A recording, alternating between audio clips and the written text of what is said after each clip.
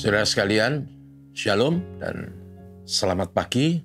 Seperti biasa saya menyapa saudara dengan renungan singkat pagi ini yang saya beri tema kisah manis yang berakhir tragis. Diambil dari Kisah Rasul pasal 14 ayat 8-13 berbunyi demikian. Di Listra ada seorang yang duduk saja karena lemah kakinya dan lumpuh sejak ia dilahirkan dan belum pernah dapat berjalan. Ia duduk mendengarkan ketika Paulus berbicara, dan Paulus menatap dia dan melihat bahwa ia beriman dan dapat disembuhkan. Lalu kata Paulus dengan suara nyaring, "Berdirilah tegak di atas kakimu."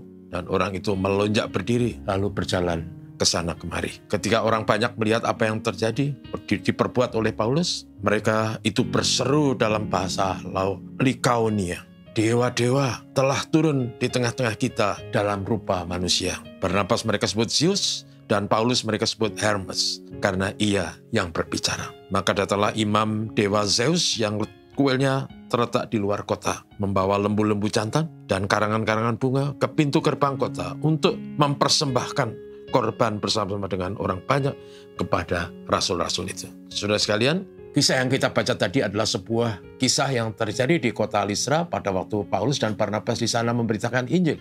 Dan ada banyak orang yang mendengarkannya. Salah satu yang mendengar adalah seorang laki-laki yang lumpuh, tidak bisa berjalan sejak lahir. Dan dia ikut mendengarkan Paulus yang memberitakan Injil itu. Paulus menatap dia dan Paulus mengambil kesimpulan bahwa dia sungguh beriman dan dapat disembuhkan. Karena itu Paulus kemudian berbicara dengan lantang kepada orang itu, "Berilah tegak di atas kakimu." Yang menarik, orang itu langsung berdiri, meloncat, dan kemudian berjalan ke sana kemari. Melihat kejadian itu, saudara, orang-orang di Listra kemudian berseru dalam bahasa mereka dan berkata bahwa dewa-dewa telah turun ke bumi dalam wujud manusia. Dan Barnabas mereka sebut sebagai dewa Zeus dan Paulus sebagai dewa Hermes. Saudaraku, dalam cerita yang mereka yakini bahwa Zeus adalah dewa yang mengembara di bumi. Dan Zeus punya seorang utusan, katakanlah seorang juru bicara atau apapun,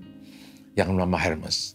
Itu sebabnya Paulus yang berbicara itu mereka sebut Hermes. Mendengar itu, saudara, kemudian terjadi kehebohan.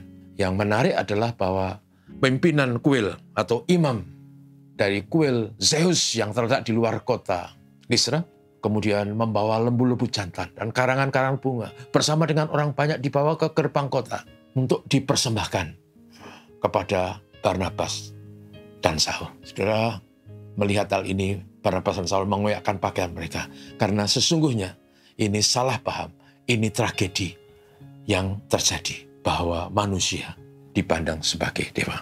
Yang luar biasa adalah orang-orang di sana tidak bisa dicegah. Kemudian datanglah orang-orang Yahudi dari Antioquia dan Iconium. Dan orang-orang ini sudah tahu siapa Paulus dan Barnabas, kemudian membujuk orang banyak itu. Dan akhirnya orang banyak yang mula-mula kagum, kemudian berubah menjadi benci. Dan mereka melempari Paulus dengan batu dan menyeret keluar kota karena mereka pikir Paulus sudah mati. Murid-murid Tuhan yang ada di situ berdiri mengelilingi Paulus, berdoa, dan kemudian Paulus bangun dan masuk ke dalam kota. Tapi saudara, pelajaran apa yang kita pelajari dari kisah ini adalah orang-orang yang labil. Orang-orang yang labil itu mudah dihasut dan membuat kebodohan.